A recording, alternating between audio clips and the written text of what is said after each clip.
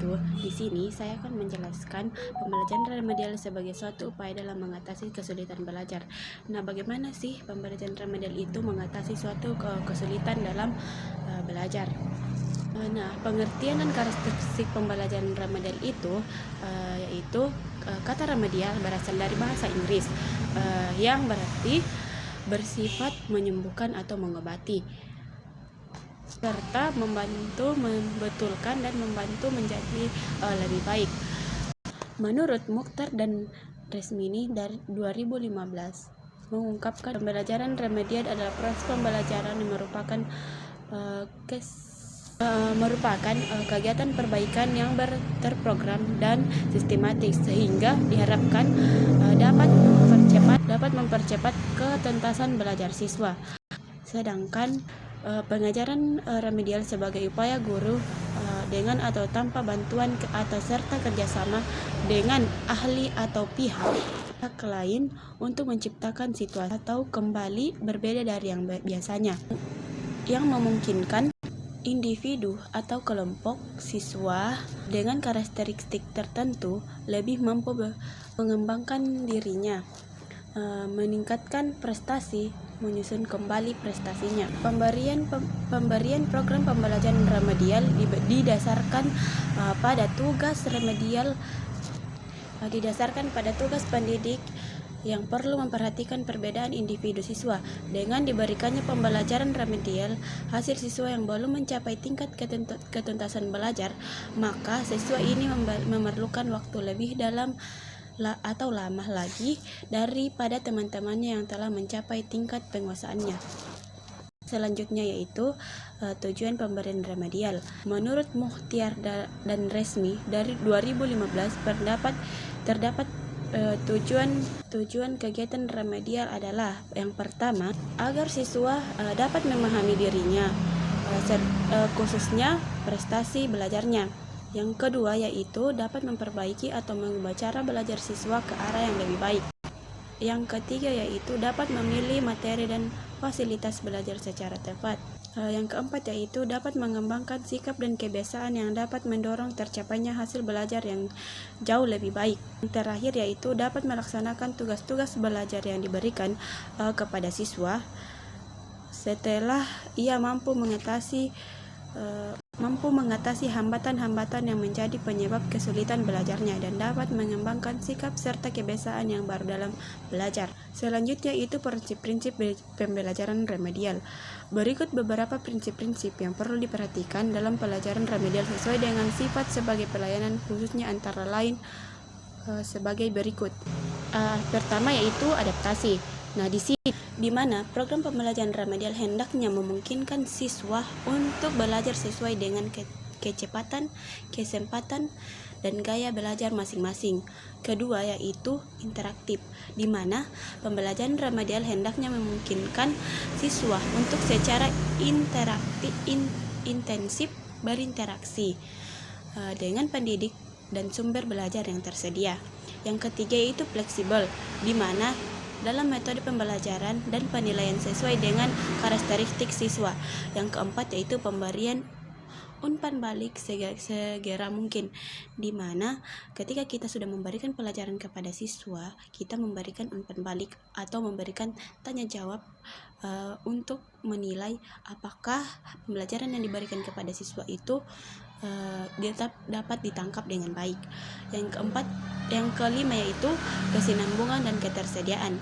Dalam pemberian pelayanan program pembelajaran remedial merupakan suatu kesatuan. Dengan demikian program pembelajaran reguler dengan pembelajaran remedial harus berkesinambungan dan programnya selalu tersedia agar setiap saat siswa dapat mengaksesnya sesuai dengan kesempatan masing-masing.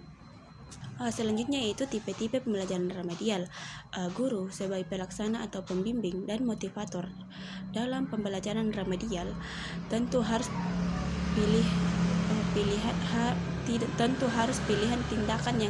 memilih tindakan yang harus diambil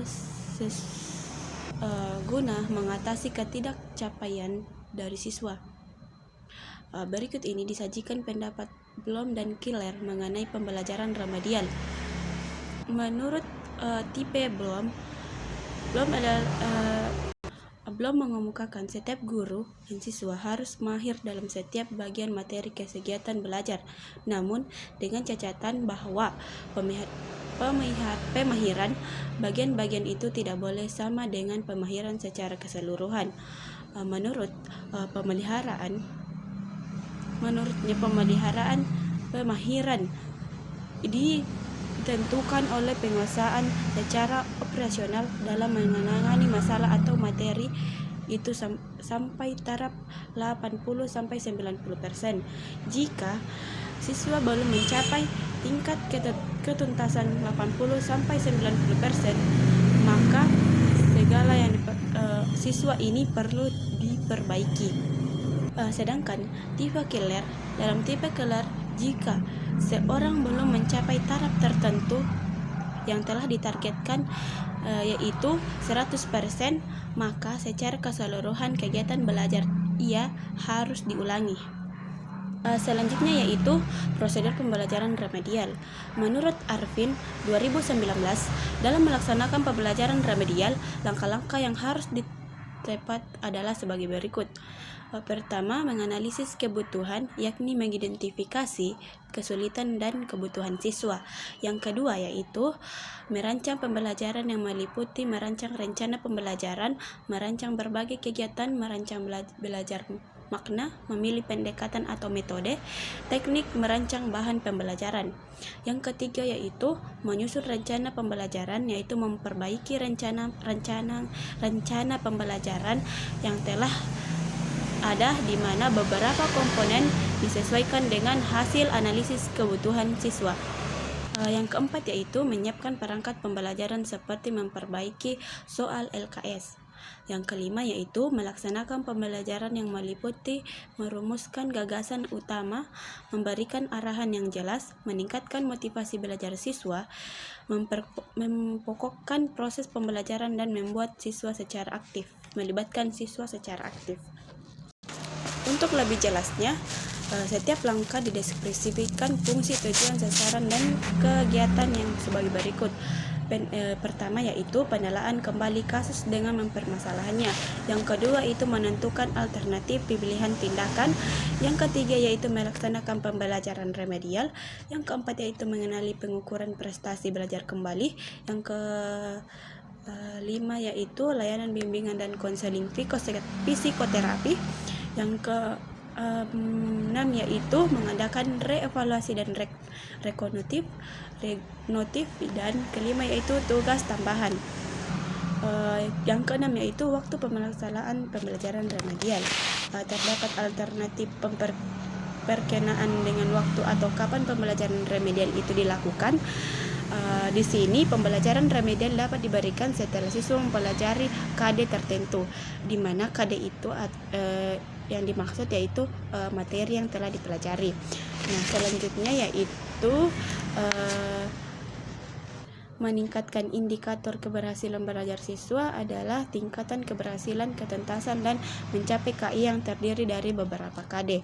Di sini kita dapat memberikan pembelajaran remedial pada waktu setelah mempelajari KD atau setelah mempelajari KD itu KD yang dimaksud yaitu materi yang diberikan kepada siswa. Di sini kita bisa memberikan remedial setelah kita mempelajari materi yang dipelajari pada waktu belajar itu. Sekian dari saya. Wassalamualaikum warahmatullahi wabarakatuh.